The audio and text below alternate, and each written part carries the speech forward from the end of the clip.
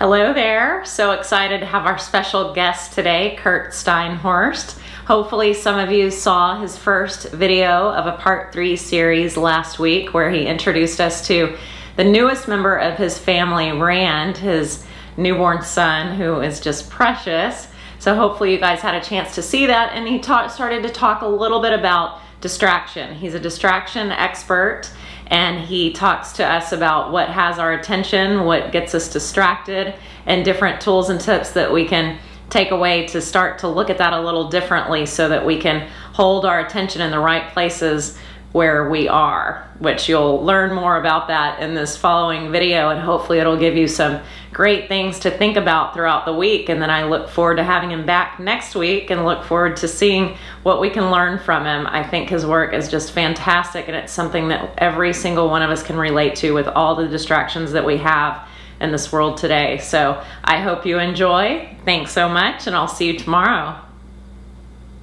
Curt Steinhorst here, and we are in the middle of a series on how we more effectively allocate our attention. Today what we're going to talk about is a tip that I call being the proper you for the proper place. Just over to my left is 635. It's one of the big highways in Dallas. And you can see all these people that are flying down the road, going from place to place to place, home to work, dropping off the kids, picking up food. But what I want to talk about is how we have multi-use devices that for the first time in history allow us to be multiple people in every place that we're in, and start blurring the lines so that when we go home, we bring work with us. When we go to work, of course, we bring home with us there.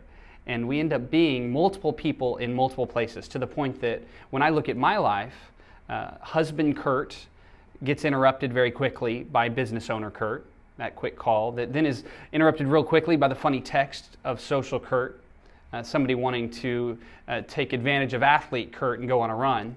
The last part actually is not true, doesn't apply at all to me, but maybe to you.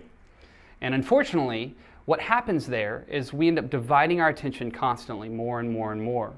And there was a time, I have it on good authority in fact, that the location that we were in would actually dictate the role that we were playing.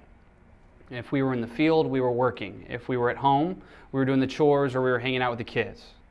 But now we just don't have it that way. And unfortunately for us, our brains are wired in such a way that we vastly prefer to have environmentally specific habits that form that help us to be able to focus on the right thing at the right time. And so that's why we have to intentionally allocate what role we're going to play in the spaces that we're going to be in. Being the proper you for the proper place means knowing the answer to the question of who am I when I walk into the office? Who am I supposed to be at my desk? Who am I supposed to be when I go home, when I'm sitting on the sofa, when I'm in the break room, when I'm at lunch? And you see, if we don't intentionally know that, what we end up doing is we end up just blurring everything and never being fully present with anyone at any moment. So today, when you walk into your office, try not answering those texts that get you elsewhere.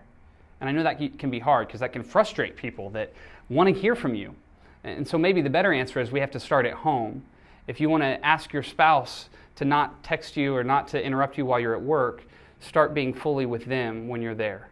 And remember, of course, the golden rule of attention. Interrupt those only as you want to be interrupted.